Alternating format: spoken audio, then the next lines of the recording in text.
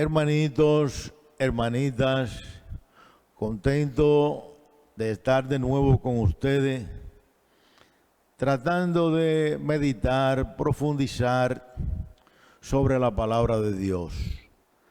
Anticipamos sobremanera la gracia a nuestro Padre Celestial porque nos da la oportunidad de estar involucrado en su proyecto. Asimismo, gracias a nuestro párroco y de manera especial a ustedes que están siempre atentos a esta catequesis. Recordamos que estamos llevando esta catequesis desde uno de los salones de nuestra parroquia de Santa Mónica, que en estos días inicia sus fiestas patronales en honor a Santa Mónica, que así se llama nuestra parroquia, ubicada en la calle Costa Rica de Santo Domingo Oriental. Pues hoy tenemos con ustedes, vamos a ponderar, vamos a reflexionar sobre esta catequesis de Judas Iscariote. Ustedes, según su visión, según su enfoque, en su casa van a leer varios versículos relacionados con Judas, que era uno de los discipulados del Señor, en quien había mucha confianza. ¿Por qué? Porque era nada más y nada menos que el encargado de administrar los recursos, el encargado de la bolsa, viene siendo el tesorero. Por eso ustedes me dirían, bueno, en vez de ponerle como título a esta catequesis Judas Iscariote, podrían ustedes decir, bueno, vamos a ponerle el traidor, vamos a ponerle donde quiera se cuecen habas, o podría ser el encargado de la bolsa, el tesorero. Pónganle ustedes el nombre que más le agrade. Mientras tanto, yo me quedo con Judas Iscariote. La Biblia, la palabra de Dios, nos refiere, nos indica que era hijo de un tal Simón. Pero de cuál Simón no sabemos no tenemos más detalles. Lo mismo que venía de una aldea cercana a Jerusalén llamada Carió o Cariote. Pero sabemos también que en la misma palabra de Dios en la Biblia aparecen varios Judas. Ahí está Judas, hermano, el apóstol también Judas, hermano de Santiago el Menor. Santiago el Menor, que era primo del Señor, primo hermano. Pero también está la epístola de Judas.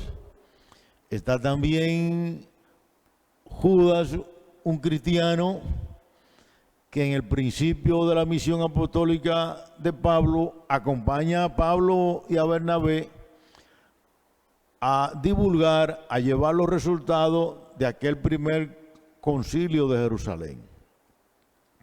Entonces, nosotros tenemos aquí que este Judas, a pesar de que formaba parte de ese discipulado del Señor y de tener esa confianza, ya por profecía, ya se sabía que el Señor iba a ser traicionado por uno de los suyos.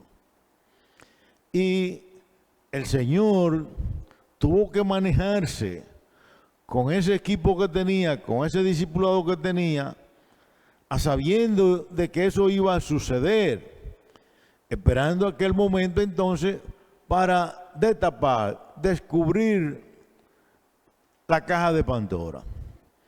Entonces, cuando llegue ese momento, Judas, con un sentimiento de codicia, de avaricia, que solía extraer indebidamente, incorrectamente, dinero de esa caja chica, diríamos nosotros hoy día. En aquel entonces él era el encargado de la bolsa, como el tesorero de todas esas ofrendas, de todas esas ayudas que ellos recibían. Pero dice el apóstol Juan, el Evangelio de Juan dice que ya era conocido en que él hurtaba.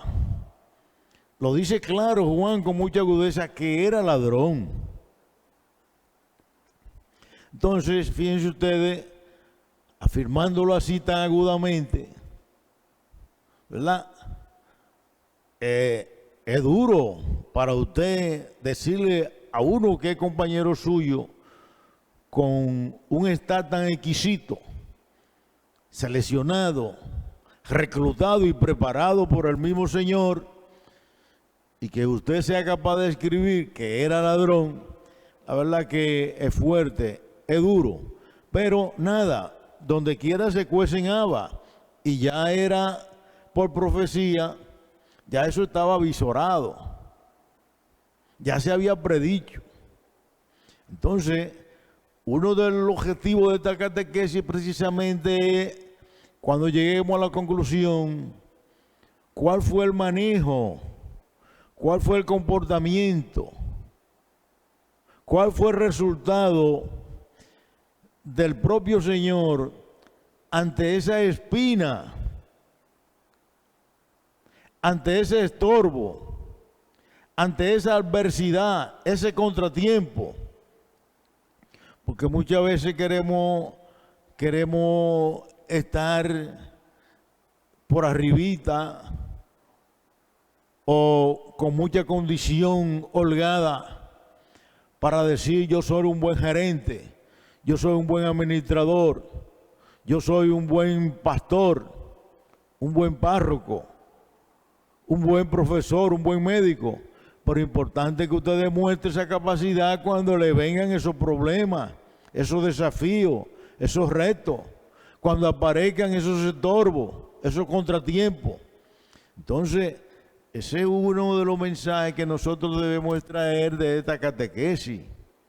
Cómo el Señor pudo vencer ese obstáculo dentro de su discipulado, y aunque fue a la muerte como estaba predicho, salió airoso, porque también su Padre Celestial lo llenó de gloria resucitándolo. Precisamente porque él supo manejar y aceptar sumisamente, con mucha longanimidad, supo someterse a ese proyecto de la salvación de su Padre y honrarlo como no pudieron muchos anteriores. El Señor sí lo pudo, y esos son uno de los resultados positivos de esta catequesis. Como también por esa misma situación embarazosa, trivial, compleja, intrigante, de muchísimos problemas, de muchísimas dificultades, adversidades, también padeció el apóstol Pablo, y con mucha audacia, con mucha templanza, con mucha firmeza, con mucha vehemencia, con mucha fe, con ese sometimiento a la voluntad de Dios, con esa obediencia, también el apóstol Pablo pudo vencer, pudo manejar todas esas dificultades. Solamente tienen ustedes que pasar revista, leer varios fragmentos de aquella carta a los Corintios. Los Corintios que aparecen, nosotros conocemos Primera y Segunda de Corintios, pero aparecen más cartas del apóstol Pablo.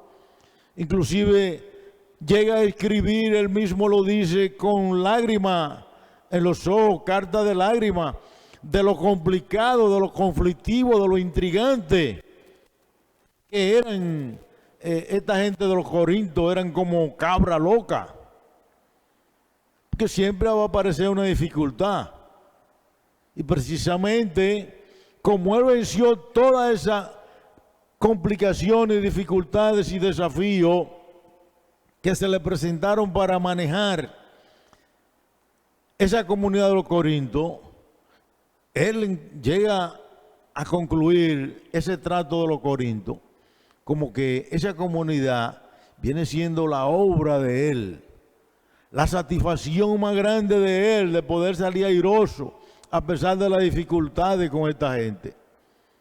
Y le eran fuertes, porque llega un momento que el apóstol Pablo, llega un momento que él se pronuncia y como con un gesto de estar alegre, gozoso, dice en un momento, refiriéndose a lo complicado que eran esa gente, en un momento él dice: le doy gracias a Dios que apenas pude bautizar a 2 o 3 de ellos, como quien dice, de lo que me he salvado yo, de no meter la pata, la confianza, no abusaron de mí.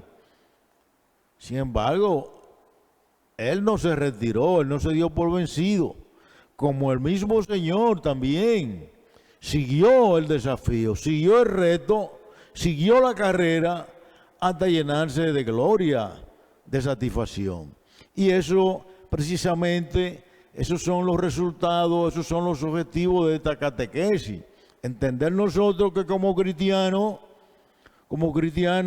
además de estar manejándonos dentro y con las rosas, con las cosas buenas, con las bondades, también nosotros vamos a encontrar espinas. La espina, que no es verdad que la espina le quitan la hermosura a la rosa. Todo lo contrario, las espinas hacen que esas rosas se vean más hermosas. La espina, los estorbos, las adversidades, los contratiempos, los malos entendidos, los conflictos, los problemas que se nos presentan en la misión, en nuestra vida cotidiana, en el proyecto de familia, son esas partes las que nos van a probar a nosotros la fidelidad, la obediencia, el someternos al temor de Dios. Por ahí empezaría uno a evaluarse, a medir los atributos de valores, los dones y la gracia que Dios ha puesto en cada uno de nosotros para manejar situaciones, para demostrarle la fidelidad a Él y sobre todo para nosotros mismos sentirnos satisfechos de hasta dónde somos capaces de llegar a la meta, de hacer la obra. Entonces este Judas, ustedes abran su Biblia, pues se van a dar cuenta cómo él se dejó arrastrar del demonio y con un beso y 30 monedas, entonces cae en la traición, en esa cruel traición, traiciona a su propio maestro, quien le depositó confianza hasta para hacerlo encargado de manejar los recursos, la bolsa, la caja chica que nosotros conocemos hoy. Entonces, para que ustedes vean lo malo, lo malagradecido que es el demonio, después de inducir, embaucar a Judas, llevarlo a cometer ese hecho tan cruel de traición, no conforme con eso, también permite el demonio que él vaya a ahorcarse. Oye, porque si ya te complació en esto, pues por lo menos indúcelo al arrepentimiento. ¿Y qué va?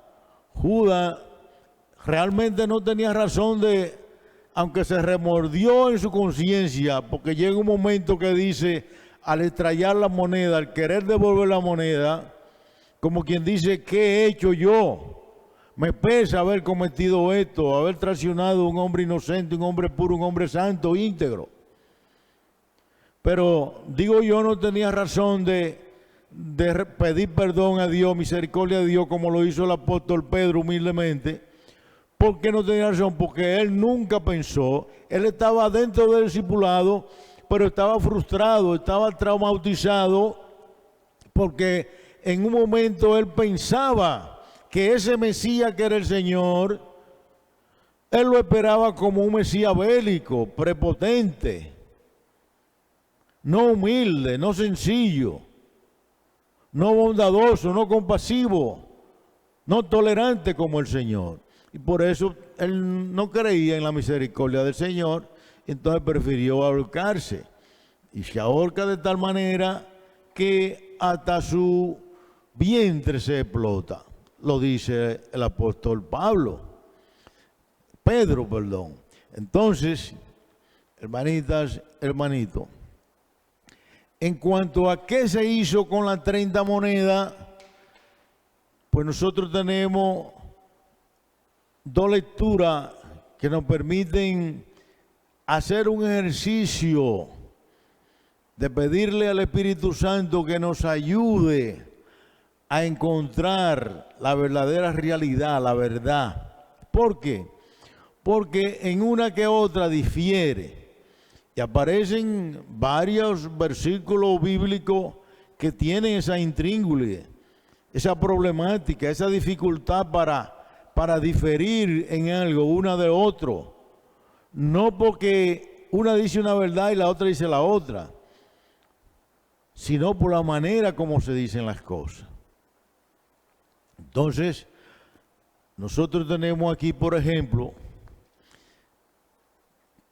nosotros vamos a leer algunos versículos que nos sirvieron de base para, de una manera u otra, meditar sobre ello.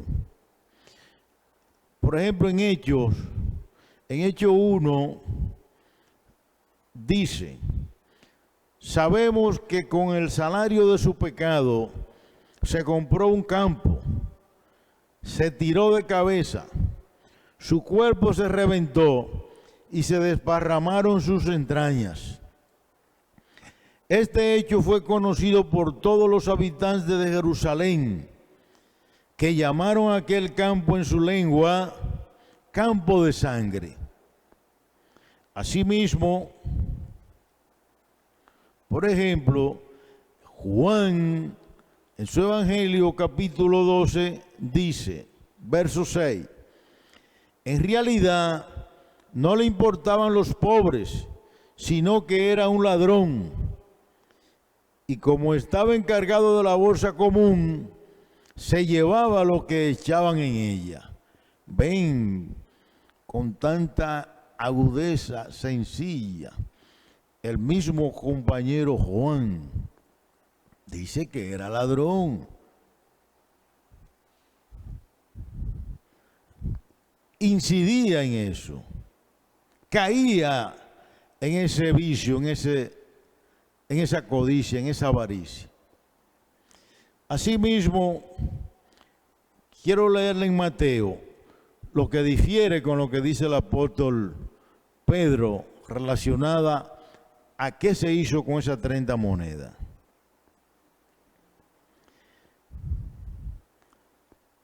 En Mateo 27, entonces él, arrojando las monedas en el templo, se marchó y fue a ahorcarse. Los jefes de los sacerdotes se pusieron de acuerdo para comprar con aquel dinero el campo del alfarero, y lo destinaron para un cementerio de extranjeros. Fíjense ustedes cómo difiere el apóstol Pedro y también en esta última versión de Mateo 27. Le compraron un campo a un alfarero, como quien dice, a un gran personaje que bregaba con loza, con pieza, con artes manuales, con loza. Sin embargo, el apóstol Pedro dice que él, con el dinero de su propio pecado, se compró un terreno. No habla allí Pedro del alfarero.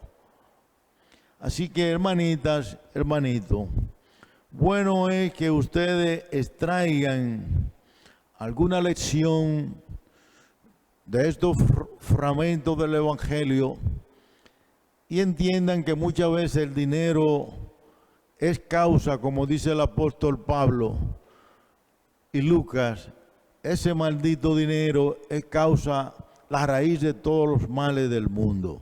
Sí, porque buscando el dinero a como dé lugar, entonces se producen la mentira, la patraña, las escaramuzas, las injusticias, los crímenes, la traición, esta traición de Judas. Y ya lo decía el propio Evangelio. Hay de aquel que entregue al Hijo de Dios. Mejor es que no hubiese nacido. Pidámosle a Dios que nos ayude a comprender el mensaje que hay en esta porción del Evangelio, para que nosotros no caigamos en ese error de dejarnos inducir por las cosas agradables, maravillosas que muchas veces nos presenta el demonio. Llenémonos del Espíritu Santo para manejar, afrontar, resistir esos embates que nos presenta, esos desafíos que nos presenta el demonio. Bendiciones y mucha paz.